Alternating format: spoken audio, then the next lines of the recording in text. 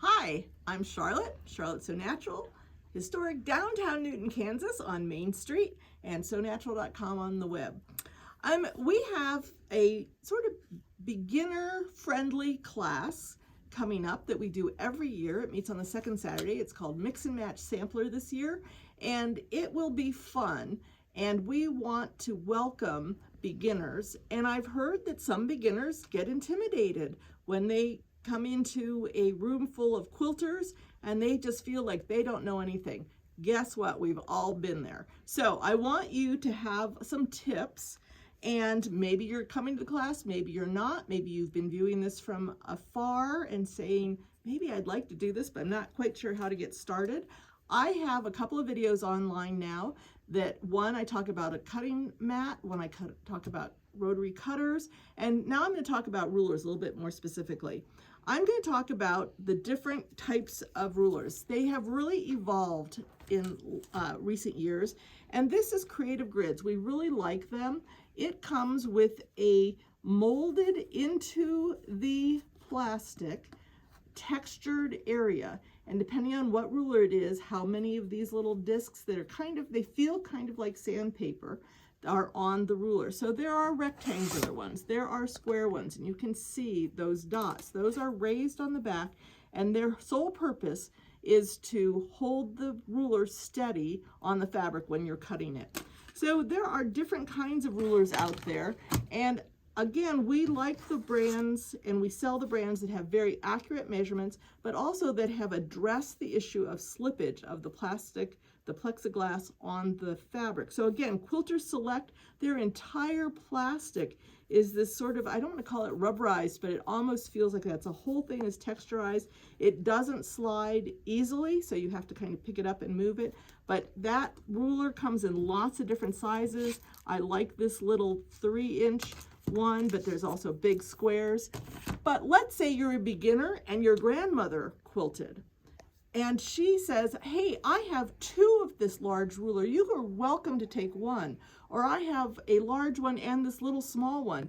And you get them out, and you start with your rotary cutter and you're going, oh my gosh, this is slipping all over the place. I can't do this. I'm at fault. No, you're not at fault. We have migrated past the slippery plexiglass rulers, but there are still products out there that are going to make that ruler very usable for you, and I just want you to know about it. I mentioned sandpaper. I do not recommend sandpaper, even though they sell sandpaper dots. You cannot see through them. Those could interfere with your accuracy because you can't see. Plus, there's just better products out there.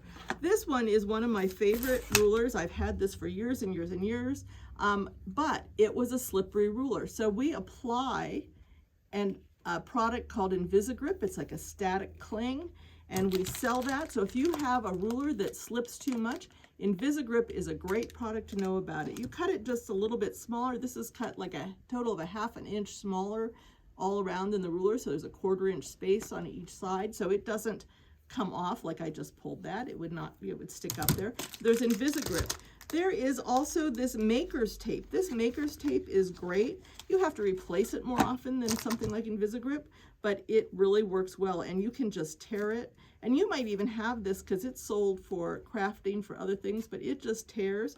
So you can stick it on the bottom, on the underside of your ruler, and maybe even one of these Creative Grids. Maybe you've been using this long enough that has gone kind of smooth. You can add this tape to it, and it has a rough texture to it, and it's going to help stabilize that on the fabric. Again, there are brands that don't have a built-in anti-slip, so again, you might want to add something to that. We also have, this is it feels like sandpaper. It's quite rough. We have it from 2 different manufacturers. You can get it like little $2.99 assortment pack. This one is $6.95 for larger. You want to cut this with a craft scissors, maybe a little school scissors. But when you peel that off, this is a clear, rough sandpaper. It is clear. It right now has a paper backing on it, so you can't see through it. But once you peel that off, that is a clear product. We also have, these are little tiny, they're like smaller versions of this Invisigrip. They're a little clear heart. Again, you can't see them, but they peel off and they stick on the underside, and there are 2 of them, so they kind of act like a ring. And you can highlight an area if you're trying to cut like a 2.5 by 4.5 inch rectangle. You could center this over your 2.5 inch marking on the top side or the underside. Either way would work.